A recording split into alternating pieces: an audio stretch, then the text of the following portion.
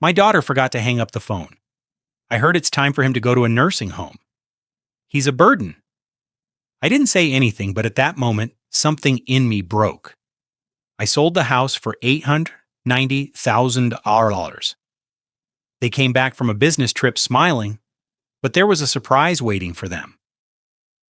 The keys did not fit the door. They found a note on the doorstep, and after reading it, they started screaming. And then I realized they wouldn't just leave it alone. This was just the beginning. Before we continue, please subscribe to the channel and let us know where you're listening in the comments. The phone rang just as I was scraping the last of the meatloaf from my plate. Ellen's meatloaf recipe, though, mine never tasted quite right without her touch. I glanced at the caller ID and smiled despite myself. Caitlin, Dad. How are you holding up? Her voice carried that familiar warmth that always made my chest tighten with love and loneliness. I settled into Ellen's old recliner, the leather worn smooth from years of her evening reading sessions. Oh, you know me, sweetheart. Just finished dinner and was about to watch the news. I didn't mention it was leftovers from 3 days ago, or that I'd been staring at Ellen's photo on the mantle for the better part of an hour. Are you eating enough? You know you can always order groceries online now, right? I showed you the app. I'm eating plenty. I interrupted gently, though I had a little scare yesterday. Forgot to turn off the burner under my coffee pot. Good thing I smelled it burning from the living room. There was a pause. I could picture her frowning in that way she'd inherited from her mother. The same little crease between her eyebrows. Dad, maybe we should talk about getting someone to check on you more regularly. Jeremy thinks I'm fine, Caitlin. Really? How's your business trip going? You're in Phoenix, right? Yes, the conference ends tomorrow. Jeremy's been handling most of the client meetings while I sit through these endless presentations about digital marketing trends. She laughed, but it sounded forced. Listen, Dad, I should probably get going. Jeremy and I have dinner plans with some potential investors. Of course, sweetheart, I love you. Love you too, Dad. Take care of yourself, okay?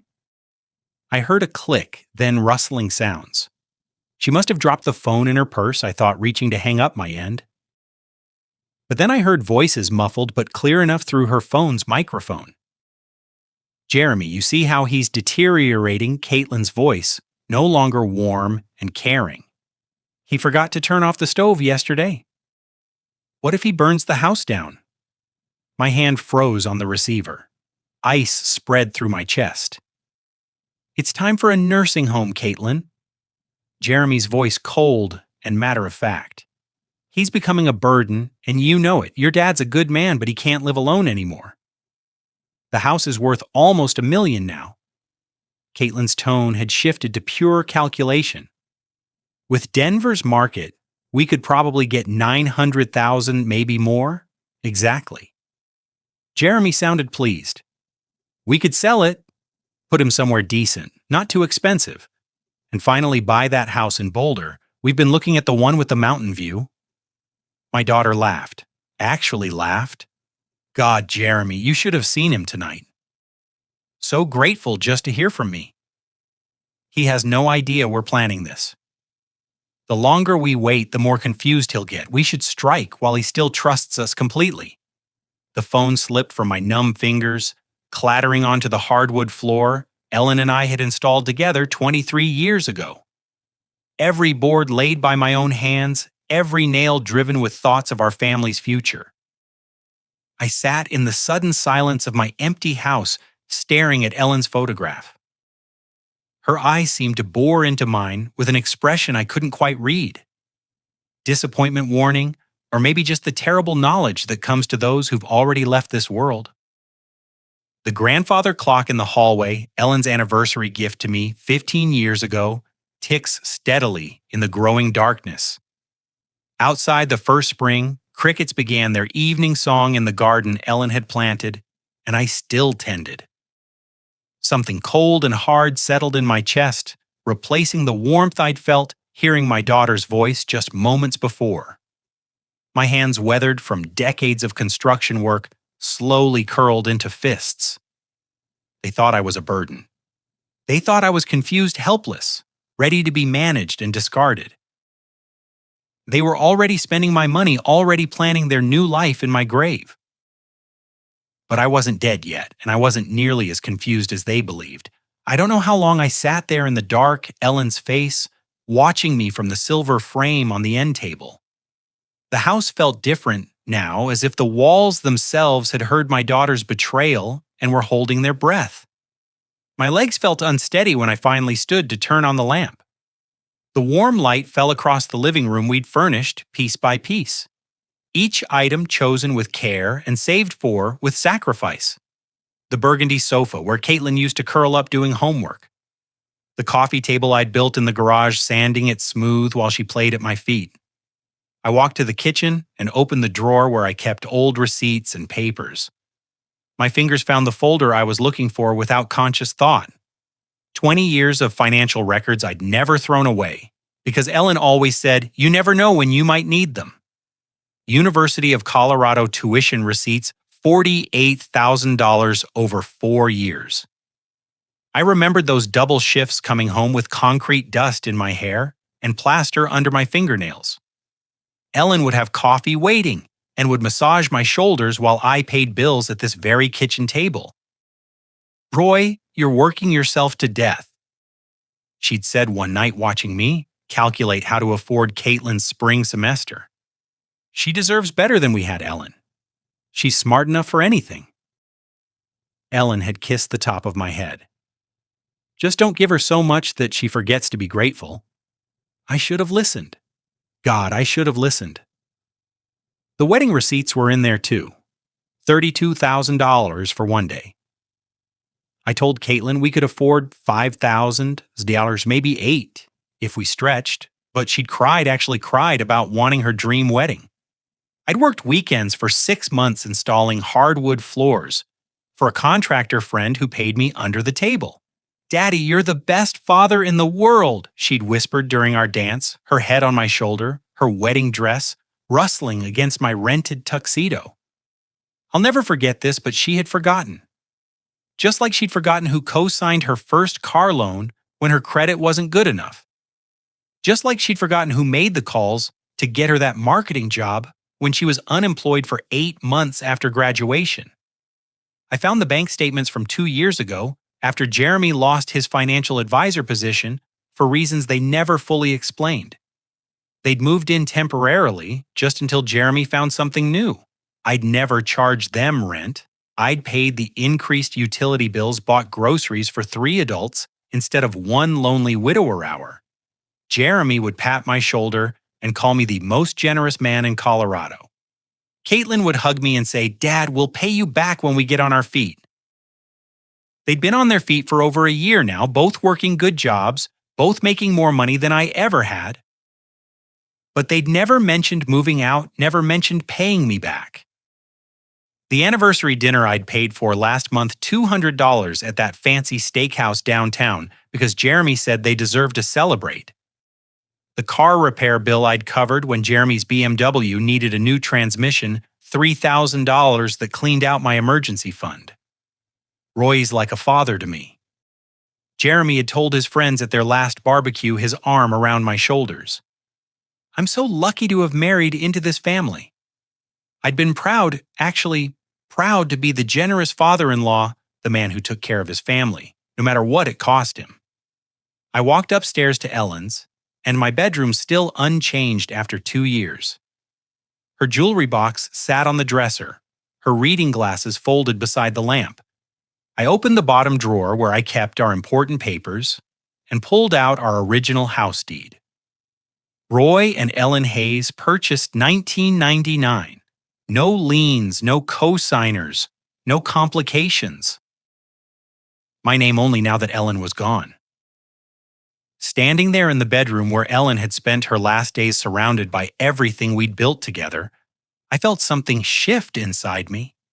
The hurt was still there, sharp as broken glass. But underneath it, something harder was forming. They wanted to put me away and sell my life's work. They thought I was too old, too confused, too grateful for their attention to fight back. I looked at Ellen's photo on the nightstand, remembering her voice from all those years ago. Don't give her so much that she forgets to be grateful. Well, Ellen, our daughter, had definitely forgotten, but she was about to remember that her old man wasn't as helpless as she thought. I walked to my home office and pulled out the business card I'd kept in my desk drawer for 3 years. Todd Fisher, real estate attorney. Ellen had insisted we meet with him after her cancer diagnosis, just to make sure our affairs were in order. It was time for another consultation. The next morning, I walked through my house like a stranger seeing it for the first time. But instead of seeing home, I was seeing what Caitlin and Jeremy saw. Square footage market value, liquid assets. In the kitchen, I ran my hand along the granite countertop I'd installed myself working by lamplight after my regular job, because we couldn't afford to hire contractors. Ellen had picked out the patterns, speckled gray, with veins of gold that caught the morning light. She'd made coffee on this counter every morning for 16 years until the cancer took her strength away. I remembered the Christmas morning when 3-year-old Caitlin took her first wobbly steps right here from the refrigerator to Ellen's outstretched arms. We'd both cried with joy, Ellen scooping our daughter up and spinning her around while I scrambled for the camera. Our baby's walking in our house. Ellen had whispered, tears streaming down her face. In the house we built for her. The living room held 25 years of Christmas mornings. I could still see 7-year-old Caitlin's face lighting up at the sight of the dollhouse. I'd spent 3 months building in the garage, working in secret after she'd gone to bed. Ellen had sewn tiny curtains for the windows, made miniature furniture from cardboard and fabric scraps. "Daddy, it's just like our house," Caitlin had squealed. And it was. I'd made it a perfect replica, down to the little bay window in what represented her bedroom. That bay window had cost me 6 months of overtime. Ellen had seen it in a magazine and fallen in love with the idea of reading there in the afternoons.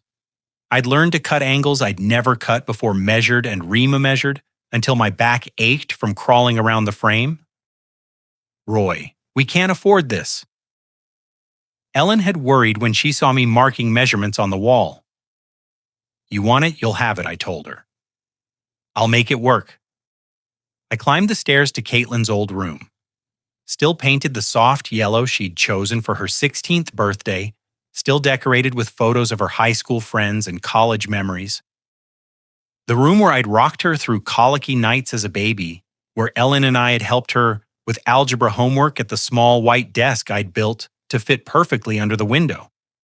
The master bedroom was the hardest. Ellen's side of the bed still had her water glass on the nightstand, her bookmark still marking page 247 of the novel she'd never finish. I'd built these walk-in closets with my own hands, custom designed to fit Ellen's height perfectly. Her clothes still hung there, still smelling faintly of her perfume. This was the room where we'd planned our future, where we'd whispered about our dreams for Caitlin, where Ellen had died holding my hand while machines beeped around us. "Promise me you won't let them take advantage of you," she'd said near the end, her voice barely a whisper. "You're too good, Roy." Too generous. "Promise me you'll take care of yourself." I'd promised, but I hadn't kept that promise, had I? In my home office, I found the folder of construction photos. Ellen had kept pictures of me laying the foundation in the spring of 1999, 25 years younger and 50 lb stronger. Me and my crew installing the frame. Ellen in her hard hat bringing us lemonade on hot summer days, her belly just starting to show with Caitlin. The financial records from those years told the story Ellen's photos couldn't. Second mortgage personal loan from my brother. Ellen taking a part-time job at the school district to help with materials costs. We'd eaten beans and rice for months, drove cars held together with prayer and duct tape. But we'd built this house with our sweat, our sacrifice, our love for each other, and for the family we were creating. And now my daughter, the baby, who'd taken her first steps in this kitchen, the child who'd played in the yard I'd landscaped by hand, wanted to sell it all and put me away like an inconvenient piece of furniture. I picked up Todd Fisher's business card from my desk drawer. The edges were worn from 3 years of handling, but the phone number was still clear. Caitlin and Jeremy thought they were dealing with a confused old man who'd be grateful for any scrap of attention they threw him. They thought I was weak, helpless, ready to hand over my life's work without a fight. They were about to learn just how wrong they were. I dialed Todd's number and listened to it ring my hands steady as stone. Outside, the spring morning was bright and clear. The kind of day Ellen used to love, the kind of day for new beginnings. The law offices of Pfizer and Associates occupied the second floor of a modest brick building on Kfax Avenue, the kind of place that specialized in helping regular people with real problems rather than impressing corporate clients. I'd chosen my best suit, the charcoal gray one Ellen had picked out for me to wear to her funeral, and arrived 15 minutes early, my hands only slightly trembling as I signed in at the reception desk. Todd Fisher was younger than I'd expected, maybe 55, with graying temples, and the patient demeanor of a man who'd heard every family horror story twice. His office was lined with law books and family photos, a wife, 2 teenagers, a golden retriever, the kind of normal life Ellen and I had tried to build. "Mr. Hayes, good to see you again." Todd poured coffee from a small machine in the corner, the rich smell filling the space between legal documents and filing cabinets. "I remember you and Ellen from a few years back. I'm sorry for your loss. Thank you." I accepted the coffee, surprised by how steady my voice sounded. "I need to discuss something delicate about my daughter and son-in-law." Todd settled behind his desk, pen ready. "I'm listening." I told him everything. The phone call, the overheard conversation, their plans to sell my house and put me in a nursing home. Todd's expression never changed, but I caught him shaking his head slightly when I described their eagerness to spend my money on their Boulder dream house. "Unfortunately, Mr. Hayes, this scenario is more common than you'd think." Todd set down his pen and leaned back in his chair. "Adult children often assume they know what's best for their aging parents, especially when valuable assets are involved. But they can't actually do anything, can they? I mean, legally. Let's start with the basics. The house is titled in your name only since your wife's passing, correct?" "That's right. Ellen and I owned it jointly, but when she died, it transferred to me automatically. Then legally speaking, your daughter and son-in-law have absolutely no claim to your property. They cannot sell, it cannot force you into a care facility, cannot make any decisions about your assets without your explicit consent." Todd pulled a legal pad from his drawer and began making notes. "The house belongs to you, period." Relief flooded through me, followed immediately by something sharper. "So if I wanted to sell it myself, you could put it on the market tomorrow if you chose to. It's your property, your decision." Todd looked up from his notes. "May I ask why you're considering that option?" I thought about Caitlin's laugh when she'd called me a burden, about Jeremy's cold calculation of my worth, about 25 years of sacrifice reduced to a real estate transaction. They think I'm helpless, confused. They think they can manage me like a piece of property. My hands clenched around the coffee cup. Maybe it's time I showed them exactly how sharp my mind really is. Todd was quiet for a moment, studying my face. "Denver's housing market is incredibly strong right now, especially in your neighborhood.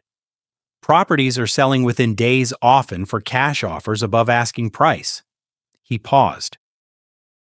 "If you were serious about selling quickly, before your daughter and son-in-law return from their trip." "How quickly could it happen?" "With the right buyer, and there are plenty of investors looking for properties like yours, we could have a sale completed within a week, maybe less." Todd leaned forward. "But Mr. Hayes, this is a major decision. Once you sell, there's no going back." "I built that house with my own hands, Mr. Fisher. Every board, every nail, every custom detail.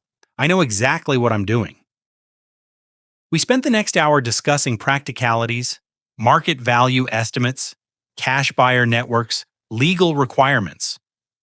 Todd explained that he could have everything prepared within 24 hours if I was serious about proceeding. The consultation fee is $200, Todd said, as I prepared to leave. If you decide to move forward, that applies toward my legal fees for the sale. I paid in cash, feeling more clear-headed than I had in months. Walking to my truck in the spring sunshine, I felt my phone buzz in my pocket. Caitlin's name appeared on the screen, and for the first time since her betrayal, I smiled. The phone rang once, twice, 3 times. I could picture her in some hotel lobby in Phoenix, probably checking her watch, wondering why her grateful old father wasn't jumping to answer her call. Let her wonder. Let her and Jeremy make their plans about my future, my house, my life. They were in for the surprise of their lives. The phone kept ringing as I climbed into my truck, Todd Fisher's business card secure in my wallet, and a plan forming in my mind that would teach my ungrateful daughter exactly who she was dealing with. I had built my life from nothing once before. I could certainly tear it down and rebuild it on my own terms. The phone finally stopped ringing, but I knew she'd call back. She always did when she needed something from the old man. This time she was going to get much more than she bargained for. By the time I reached my driveway, confidence had replaced the tremor in my hands. Todd Fisher's words echoed in my mind. It's your property, your decision. 25 years of doubt and second guessing had lifted like Denver fog in the morning sun. I was unlocking my front door when the phone rang again. Through the window, I could see it buzzing against the kitchen counter where I'd left it. Caitlin's name glowed on the screen, and for the first time since her betrayal, I smiled. Let her stew for a moment. Let her wonder why her grateful old father wasn't scrambling to answer. I poured myself a glass of water, took a deep breath, and picked up on the 6th ring. Dad, there you are. Caitlin's voice practically sparkled with artificial enthusiasm. I was starting to worry when you didn't answer earlier. Sorry, sweetheart. I was out running some errands.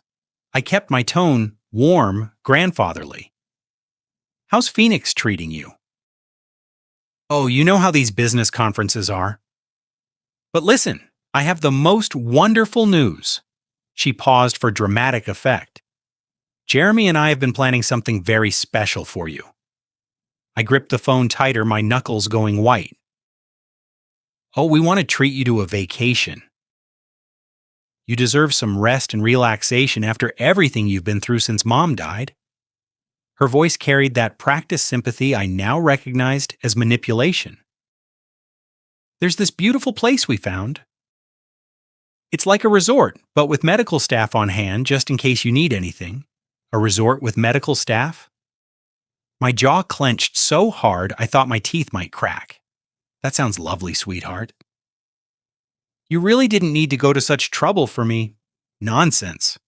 Your family. Jeremy's voice came through the background. He must have been listening on speakerphone. We've already made all the arrangements. When were you thinking I managed knowing full well they wanted me gone before they returned to claim their inheritance? Well, we should be back by next Friday, Caitlin said. We were hoping you could be ready by then. Just pack some clothes and personal items. You know the essentials. The essentials? Not the photo albums Ellen had lovingly arranged. Not the furniture I'd built with my own hands. Just the essentials for an old man being shuffled off to die. Actually, Caitlin, I have a surprise for you too. When you get back? Oh, Dad, what kind of surprise? She sounded genuinely pleased, probably imagining I'd signed papers or made their job easier somehow. I walked to the bay window I'd built for Ellen, looking out at the garden she'd planted the porch swing where we'd spent countless evenings planning our future. It's something I've been working on since our last conversation. I think you'll be very surprised. You're so sweet, Dad. We'll talk about everything when we get home. Okay, get some rest and we'll take care of everything else. Sweet. She called me sweet while planning to steal my life. I will, sweetheart. I love you. Love you too, Dad. See you Friday. The line went dead, and I set the phone down with hands steadier than they'd been in weeks. I walked to my home office and opened my laptop, the screen glowing to life with possibilities I'd never considered before. My fingers hovered over the keyboard for just a moment before I typed. Real estate agents, Denver. The search results filled my screen like ammunition in a war I was finally ready to fight. I'd always been methodical. 25 years as a construction engineer had taught me to research thoroughly before making any decision. Tonight, that methodical nature would serve a different purpose. I clicked through agent profiles comparing success rates and client testimonials like I used to compare structural steel suppliers. Cherry Hills, Highlands, Ranch, University Hills neighborhoods were houses sold for the kind of money Caitlin and Jeremy were already spending in their dreams. One name kept appearing in the top results. Brian Connor. 43 years old, specialized in quick sales, averaged 18 days from listing to closing. His photo showed a professional smile and confident eyes, the kind of man who could make things happen fast. His testimonials were exactly what I needed to see. Brian sold our house in 6 days. Cash buyer lined up within 48 hours. Smooth closing, no complications. I stared at his direct phone number, prominently displayed beneath his credentials. This was it, the moment that would set everything in motion. Once I made this call, there would be no going back to being the grateful, manageable old man my daughter expected. Ellen's photo on my desk seemed to be watching me. I could almost hear her voice. Roy, are you sure about this? I was sure, more sure than I'd been about anything since her funeral. I dialed Brian Connor's number with steady fingers. Brian Connor Real Estate. How can I help you?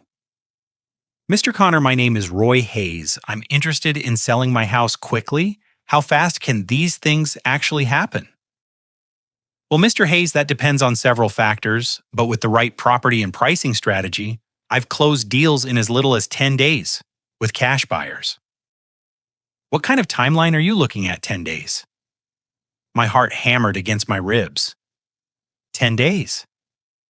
That fast, absolutely. Denver's market is incredibly hot right now, especially for well-maintained properties in established neighborhoods. Can you tell me a bit about your house? I looked around my kitchen, seeing it through a buyer's eyes for the first time. 2-story 3, 400 square FT, built in 1999.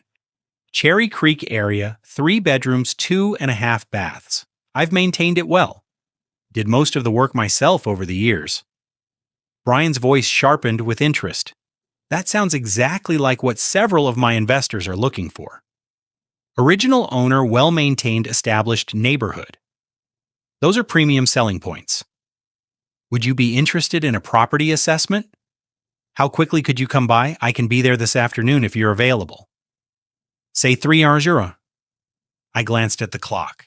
It was just past noon. 3 hours euro works perfectly.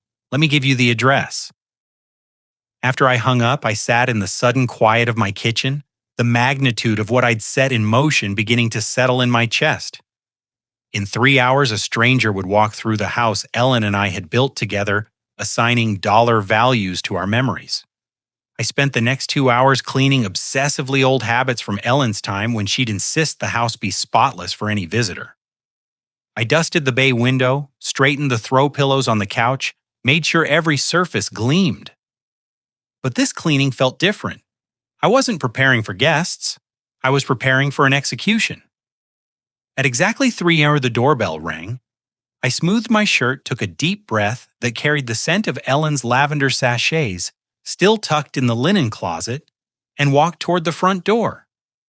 My hand trembled slightly as it closed around the brass doorknob I'd installed myself 15 years ago. Beyond this door waited either my salvation or my damnation. I turned the handle and opened the door to my future.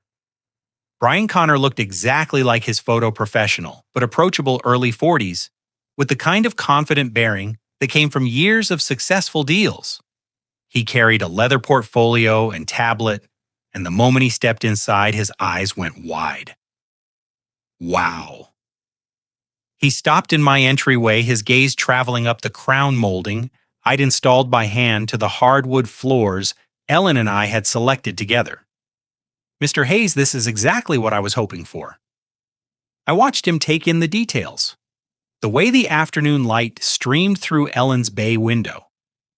The seamless flow from living room to dining room that I'd achieved by removing a load-bearing wall and installing a beam.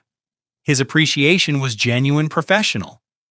"You weren't kidding about maintaining this place." He pulled out his tablet and started taking photos. "These hardwood floors throughout original.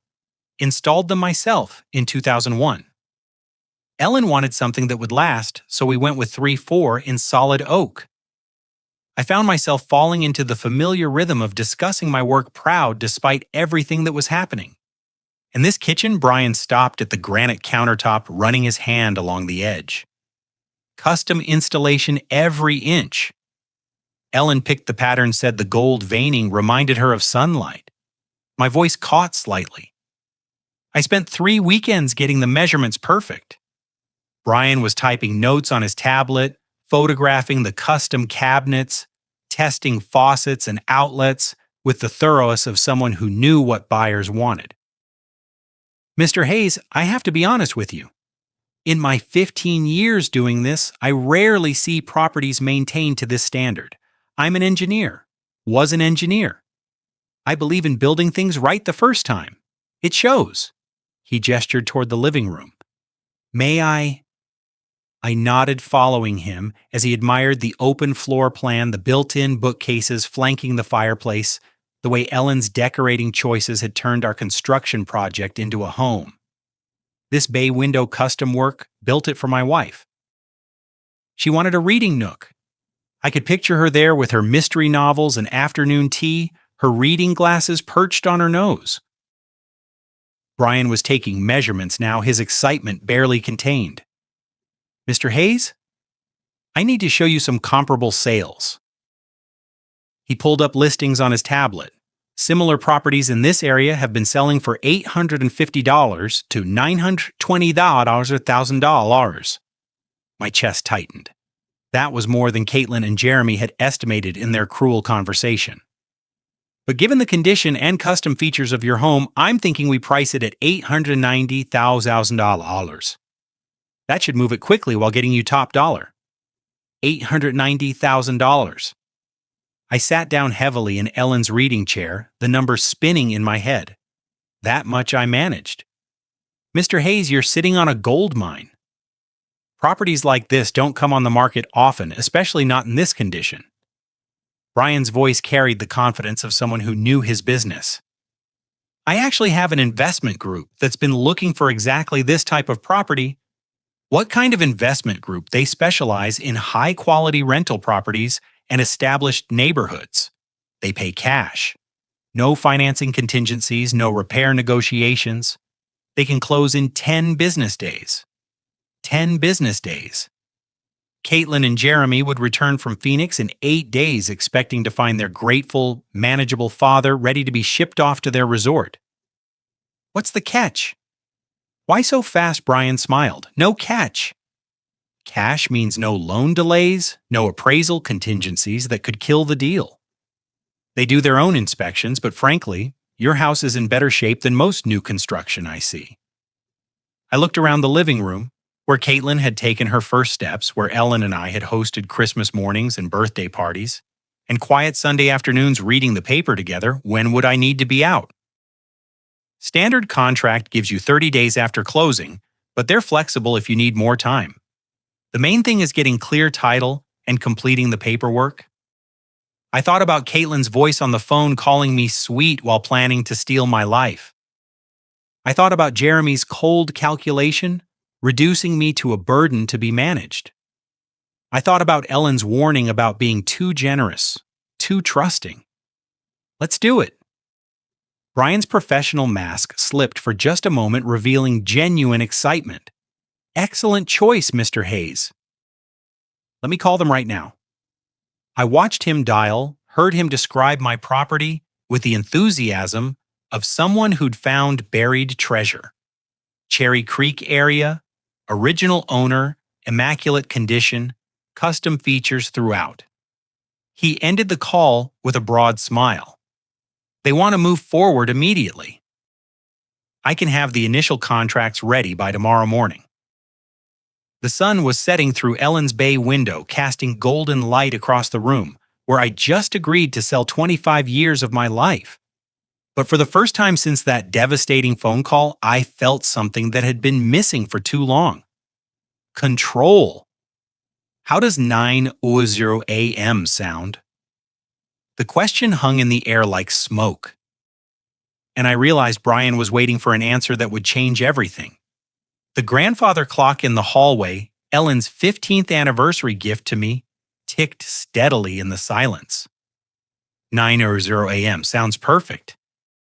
After Brian left with promises of contracts and closing timelines, I stood alone in the house that would soon belong to someone else. The evening light through Ellen's windows painted everything golden like a photograph of a life I was about to leave behind. But it wasn't sadness I felt. It was anticipation. Brian arrived the next morning with contracts, a notary, and coffee for everyone, the kind of professional efficiency I'd always respected. I read every line with the thoroughness that had made me a good engineer, checking details the way I used to check blueprints. Sale price $890,000. Cash purchase closing date 10 business days from signing.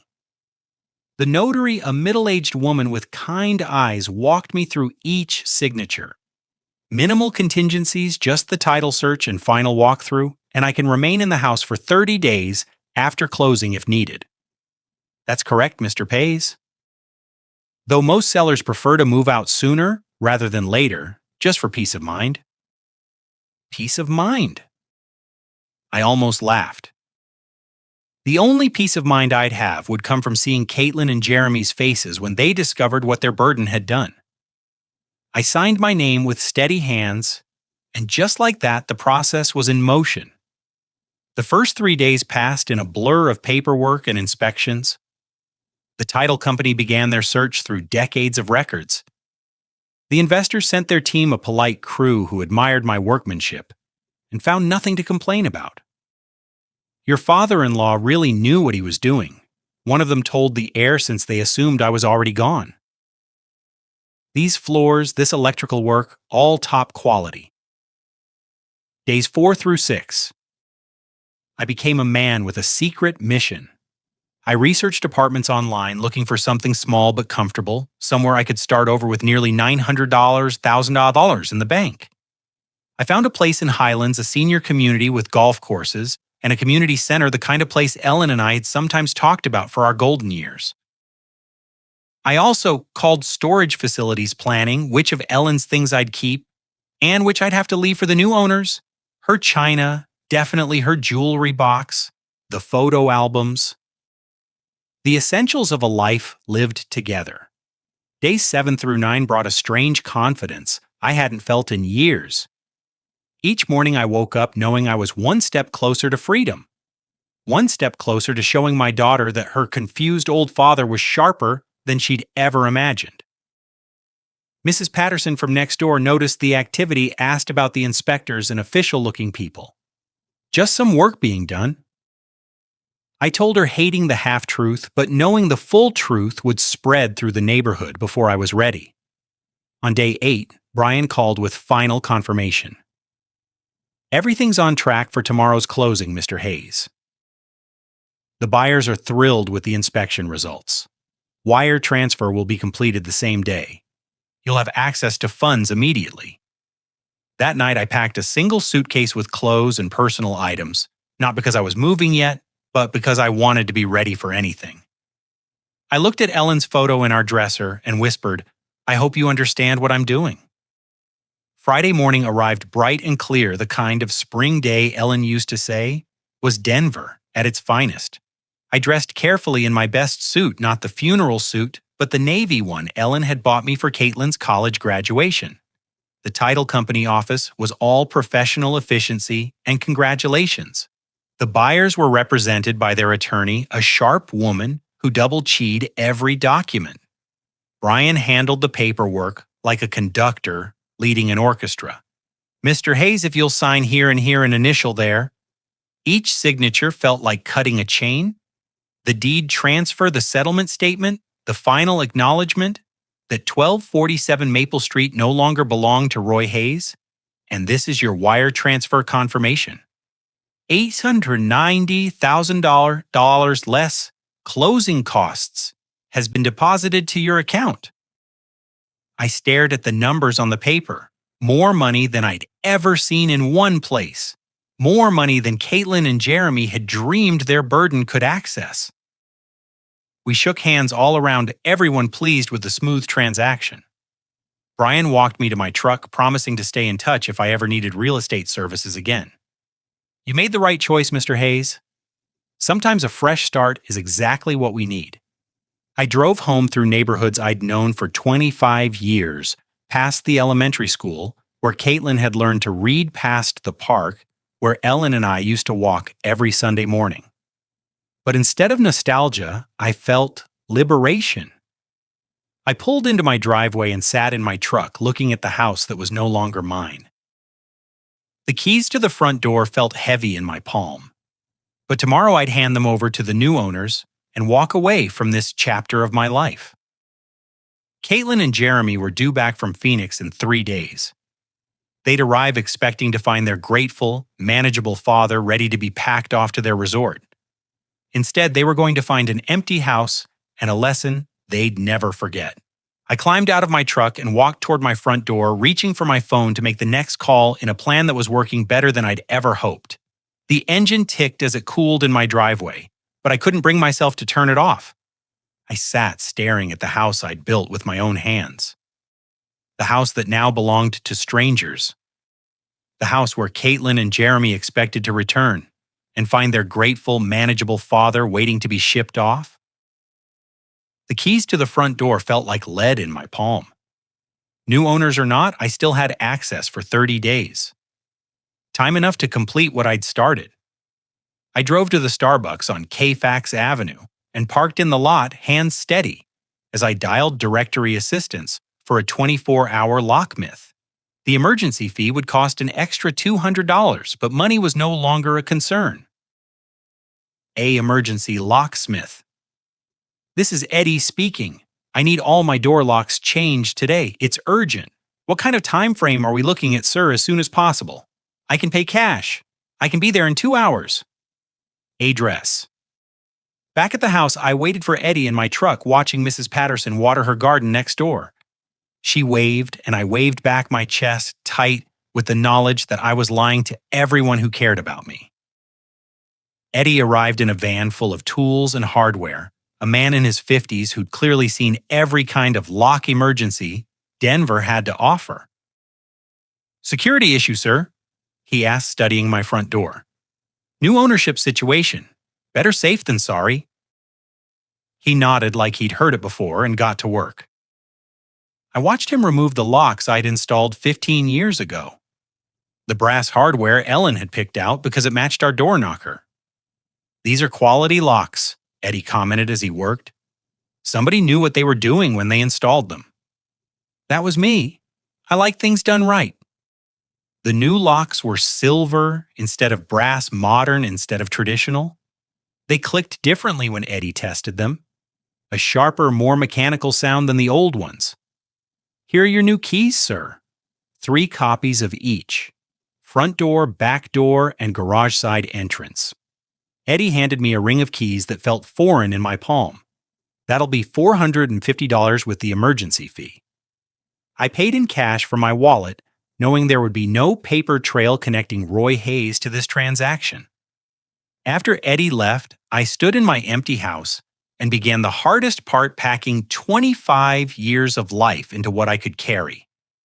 Ellen's jewelry box went into my suitcase first, along with our wedding photos and the novel she'd been reading when she died. Bookmarks, still marking page 247. My engineering certificates are important documents. Ellen's favorite cookbook with the handwritten notes in the margins. I left almost everything else. The furniture that told our story would have to stay. The photo albums chronicling Caitlin's childhood. Ellen's clothes still hanging in our closet, still carrying the faint scent of her perfume. While I packed, I called Sunset Manor Apartments on my phone, explaining that I needed a furnished one-bedroom immediately. "We have a lovely unit available for immediate occupancy," said Mrs. Chen, the property manager. "Month-to-month lease. If you prefer flexibility, I'll take it." I met Mrs. Chan at the apartment complex an hour later. A modest but clean building designed for seniors with a community center and well-maintained grounds. The one-bedroom unit was simple but comfortable, furnished with everything I needed to start over. "Cash deposit is perfectly fine, Mr. Hayes." "When would you like to move in tonight?" Mrs. Chen's eyebrows rose slightly, but she didn't ask questions. I signed the lease and handed over first month's rent plus deposit. Nearly $3,000 that would have seemed impossible to spend casually just 2 weeks ago. Loading my car, in the gathering dusk, I caught Mrs. Patterson watching from her window. She waved again and I felt the weight of all the relationships I was severing, all the connections Caitlin and Jeremy had forced me to cut. I took one last walk through the empty rooms, my footsteps echoing differently now that the house belonged to someone else. In the kitchen where Ellen had taught Caitlin to bake Christmas cookies. In the living room where we'd watched Caitlin open presents on Christmas morning. In our bedroom where Ellen had taken her last breath while I held her hand. "I'm sorry, honey," I said aloud to Ellen's memory. "But you'd understand. You always said I was too generous for my own good." I locked the new locks and drove away from Maple Street for what might be the last time. My rear view mirror full of the life I was leaving behind. The sun was setting when I arrived at Sunset Manor, my car loaded with the essentials of my existence. I carried my suitcase to my new front door, fumbling with unfamiliar keys to unfamiliar locks. Inside the small apartment, I dropped my suitcase and immediately reached for my phone. The final phase of my plan required one more call, one more piece of the puzzle that would give Caitlin and Jeremy the surprise of their lives. The apartment felt like a motel room, functional but soulless with generic furniture and the lingering smell of industrial carpet cleaner. I stood holding my phone, Ellen's photo already positioned on the nightstand, trying to decide which bank would best protect nearly $900,000 from the children who thought they deserved it. I opened my laptop on the small dining table and began researching banks that specialized in large deposits. Colorado Community Bank caught my attention, smaller than the major chains with a focus on personal service and discretion. Exactly what I needed. Colorado Community Bank Private Banking Division. This is David Morrison. "Mr. Morrison, my name is Roy Hayes. I need to open an account for a substantial deposit around $890,000. The brief pause on the other end told me David was recalculating his day. "We'd be absolutely delighted to work with you, Mr. Hayes. When would be convenient for a consultation? Monday morning, 9:00 a.m. "Perfect. I'll have everything prepared." The weekend stretched ahead of me like uncharted territory. I'd never lived anywhere but the house Ellen and I built together. This tiny apartment felt like exile, but it was exile by choice. My choice, not theirs. Saturday morning, I made coffee in the unfamiliar kitchenette and methodically unpacked my belongings. Ellen's jewelry box on the dresser, my engineering awards on the bookshelf, our wedding photo beside the bed, where I'd sleep alone in a space that had never known Ellen's presence. I drove to the grocery store and bought food for one person. Simple meals, nothing that required the kind of cooking Ellen had loved. The checkout clerk, a young man with kind eyes, asked if I was new to the area. "Just moved in," I told him. starting fresh. Sunday morning, I discovered a coffee shop called Brews and Views, 3 blocks from my apartment. The barista, a young woman named Sarah with purple streaks in her hair, made the kind of strong coffee I preferred. "You're new around here," she observed, not prying, just friendly. "Retired engineer," I said, looking for a quieter life. "Well, you found the right neighborhood for that. Most of our customers are pretty mellow." I sat by the window with my coffee, watching people walk dogs and push strollers, living the kind of normal Saturday morning that Ellen and I used to treasure. But instead of sadness, I felt something I hadn't experienced in months: anticipation. Monday morning, I dressed in my best suit and drove to Colorado Community Bank. David Morrison was younger than I'd expected, maybe 45, with the kind of professional warmth that came from handling people's life savings. "Mr. Hayes, what brings you to Colorado Community Bank? I recently sold my house. I need a fresh start with an institution that values personal relationships over transaction fees." David nodded with genuine understanding. "We specialize in exactly that kind of service. Tell me about your needs." I explained my situation carefully. A widower who'd sold his family home and needed secure, accessible banking. David asked thoughtful questions, never prying beyond what was necessary for account setup. "I'll need to wire the funds from my previous bank," I explained. "No problem at all. We can initiate that transfer today and the funds should clear by Wednesday." David prepared the paperwork with quiet efficiency. Online banking, debit card, and checkbook, all standard services. Given the amount, I'd also recommend our premium account package for additional security features. I signed documents that made me an official client of Colorado Community Bank customer number 847293, with access to nearly $900,000 that Caitlin and Jeremy would never see. Tuesday and Wednesday passed in the strange rhythm of my new routine: morning coffee at Brews and Views, and Sarah remembered my order and asked about my weekend. Afternoon walks through the neighborhood, discovering a small park with benches where other retirees fed pigeons and read newspapers. Wednesday afternoon, David called with the news I'd been waiting for. "Mr. Hayes, your funds have cleared successfully. Your account is fully active." I hung up and looked around my small apartment at Ellen's photo, watching me from the nightstand, at the simple life I was building from the wreckage of my daughter's betrayal. For the first time since Ellen's death, I felt truly in control of my own destiny. Wednesday evening, I sat in my single chair. Not Ellen's reading chair, not the recliner where I'd heard Caitlin's betrayal, just a plain chair in a plain room that belonged entirely to me. I opened my laptop and typed mini surveillance cameras into the search bar.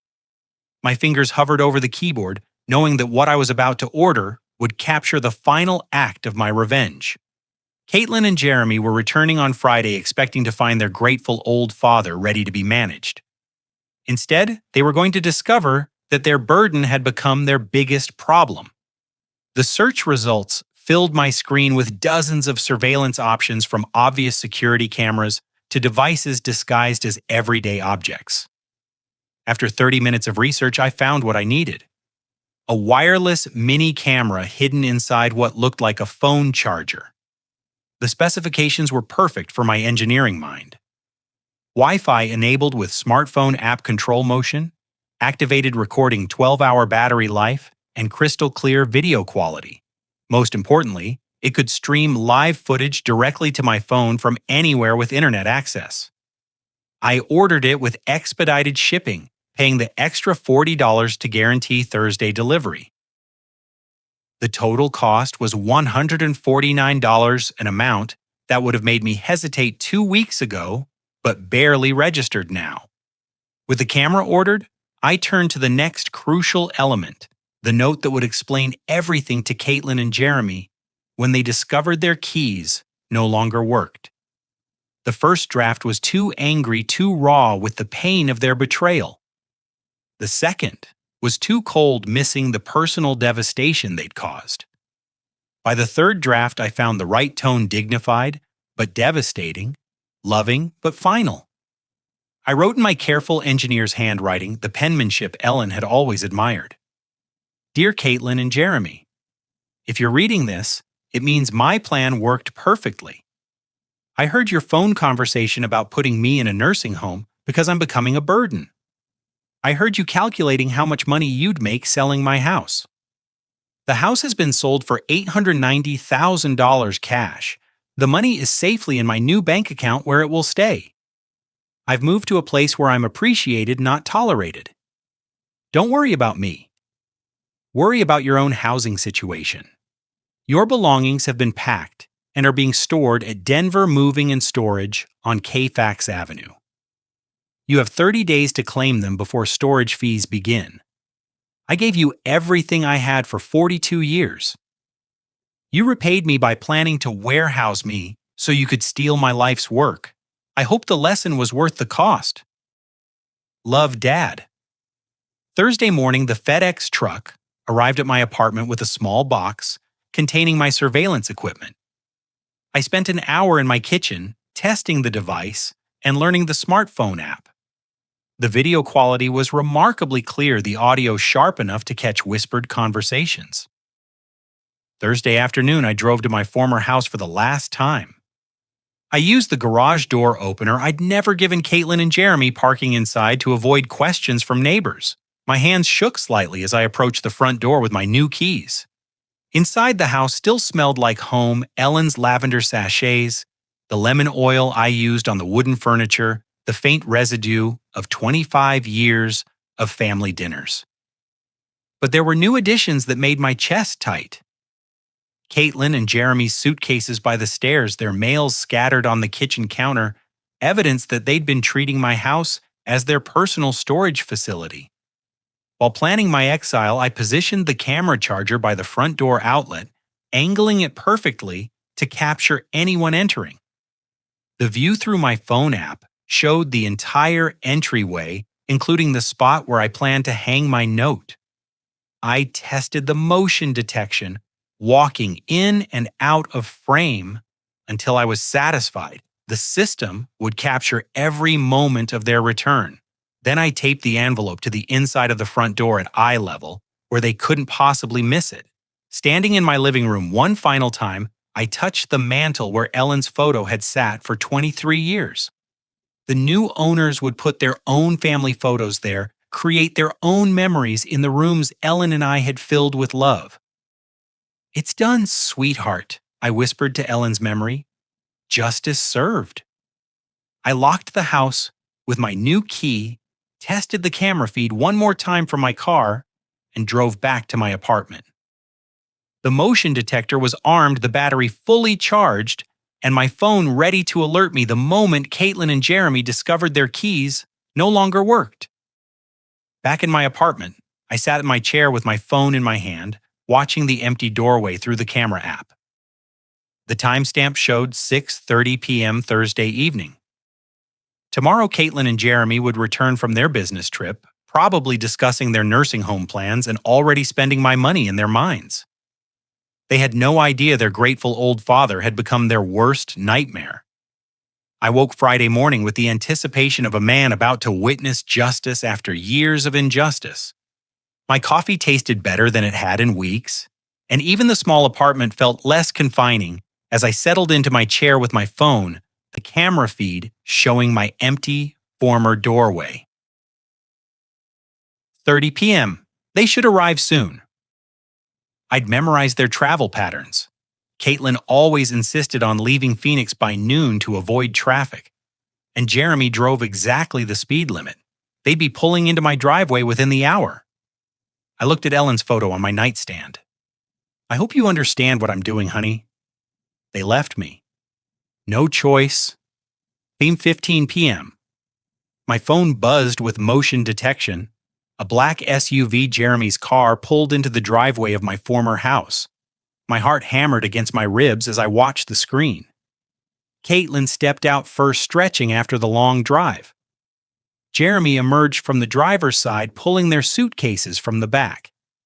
They moved with the casual confidence of people coming home to claim their inheritance. I watched them approach the front door, Caitlin fishing her keys from her purse, while Jeremy set the luggage down. She inserted her key into the lock I'd had changed just yesterday. The key didn't turn. Caitlin frowned, examining her key ring. She tried again, jiggling the key with growing frustration. That's weird. Her voice came through my phone speaker. My key's not working. Jeremy stepped closer, his expression shifting from tired to concerned. Let me try the back door. I watched him disappear around the side of the house while Caitlin continued struggling with the front lock. When Jeremy returned 3 minutes later, his face had darkened with alarm. Back door's locked too, and the garage remote isn't working. His voice carried the edge of panic I'd hoped to hear. Caitlin, someone changed these locks. What, that's impossible? Dad doesn't even know any locksmiths. Jeremy studied the front door more carefully, his financial advisor's mind recognizing trouble when he saw it. These are brand new locks. This isn't an accident. Caitlin pulled out her phone with shaking fingers. I'm calling Dad. I watched her dial my old landline, the number I'd had disconnected 3 days ago. After several rings, her face crumpled with confusion. No answer. It's not even going to voicemail? Try a cell phone. He doesn't have a cell phone, remember? We talked about getting him one for emergencies. Her voice cracked with the first hint of real fear. Jeremy was examining the windows now, his earlier confidence completely evaporated. There, that one's unlocked. I can boost you up. I watched my daughter climb through the kitchen window I deliberately left unlatched, her business suit catching on the frame. She disappeared inside, and moments later the front door opened from within. Jeremy entered with their suitcases, and both of them stopped dead when they saw the white envelope taped to the door at eye level. Caitlin's hand trembled as she pulled down the envelope with her name and Jeremy's written in my careful script. I leaned forward in my apartment chair, phone clutched in both hands, as she tore open the seal. Her eyes moved across my words, Jeremy reading over her shoulder. I watched their faces change confusion to shock to disbelief to horror.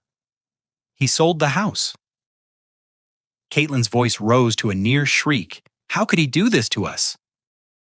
Jeremy snatched the note from her hands, reading it again as if the words might change. That manipulative old bastard. He was playing us the whole time. $890,000. Caitlin was crying now, her careful makeup streaking down her cheeks. He kept it all. That money was supposed to be our future. Your future. Jeremy snapped, his mask of devoted son-in-law finally slipping. This is your father, Caitlin. You should have handled this better. My fault. She whirled on him, years of suppressed resentment boiling over. You're the one who said he was becoming a burden. You're the one who pushed for the nursing home. Well, he was a burden. Look what he's done to us. Jeremy gestured wildly around the room that was no longer theirs. We're homeless. Our lease expires next week. The beautiful irony wasn't lost on me.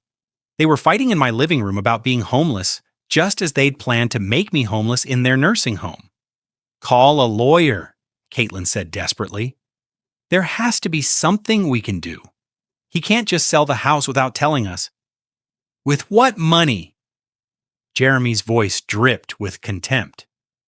In case you forgot, I lost my job 6 months ago and your marketing salary barely covers our car payments. Then get another job. Where do you think financial firms are lining up to hire advisors who got fired for questionable transactions? I watched my daughter's face crumble as she realized the full scope of their situation. No house, no inheritance, no savings, and Jeremy's unemployable status finally revealed. How could he be so cruel, she whispered. The same way you were cruel when you called him a burden and planned to warehouse him. Jeremy shot back. The old man was smarter than both of us. Through my phone screen, I watched them collapse into my old furniture. Furniture that would be gone tomorrow when the new owners took possession.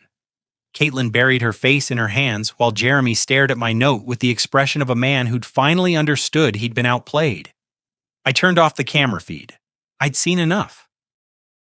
Walking to my small kitchen, I opened the bottle of Ellen's favorite wine I'd saved from the house, a 2018 Bordeaux we'd been saving for a special occasion that never came. I poured myself a glass and raised it toward Ellen's photo. To you, my love, justice served. The wine tasted like victory. They learned what happens when you bite the hand that feeds you. My phone buzzed with a text from an unknown number, probably Caitlin trying to reach me through some new method. I deleted it without reading and powered off the phone completely. Walking to my window, I looked out at the Denver skyline painted gold by the setting sun. Somewhere across the city, my daughter and her husband were facing the consequences of their cruelty. Somewhere in my former house, they were learning that their burden had become their biggest problem. For the first time in 2 years since Ellen's death, I felt completely free. I was no longer anyone's burden. I was my own man again with my own money, my own choices, and my own future stretching ahead like an open road. Roy Hayes had left the building and he was never coming back. If you like this story, please like this video, subscribe to the channel, and share your impressions of this story in the comments. To listen to the next story, click on the box on the left. Thank you for watching.